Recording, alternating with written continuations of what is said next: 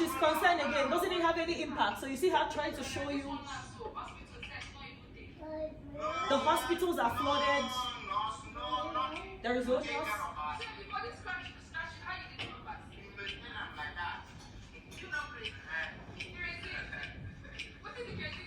Now she's asking, so when the itching continues and you don't have anything to do, what we do? So well, we manage it like that, or we use kerosene. I don't know if you know kerosene.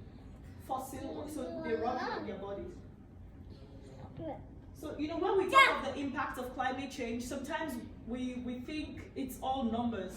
These are the real faces behind the numbers. And this is not just something, I showed you the stuff that we pulled up from the news. This, we did not pull up from the news. These are our team members actually going to these communities to see what their realities are.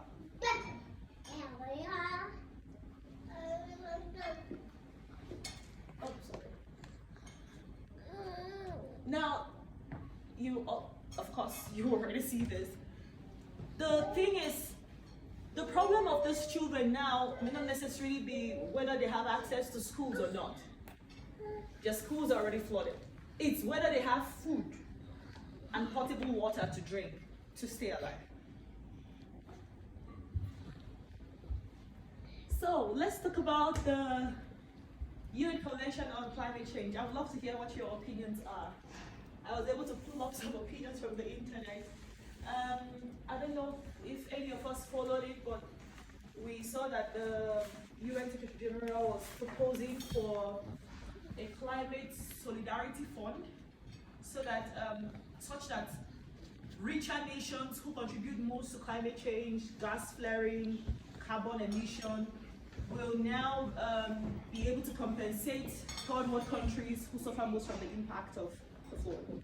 But there, we know how these frameworks and soft laws and policies can be, where they are a bit vague because you can't necessarily hold anyone to it. Now, this is the opinion of someone who says, what is the loss and damage funding and who should pay? So maybe I should ask you, who should pay?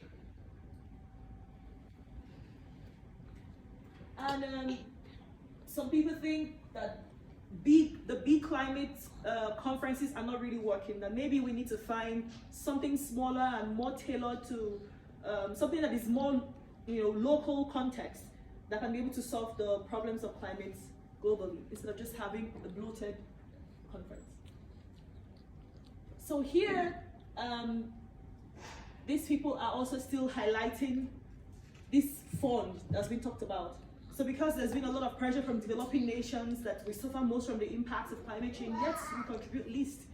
So now, for the first time, this point was raised during COP27 in Egypt, and it's been talked about. But then, who will pay? That is still my question. And I also found something very interesting in this slide here, which talks about the fact that the next COP is holding in the United Arab Emirates, the UAE. And we know that this country has an estimated 10% of the world's oil reserves, 20% of the world's natural gas reserves, and this is where oil exports make up 30% of the country's GDP. So what do you think will come out of resolutions or conversations around next year's COP? So is this working or is it not?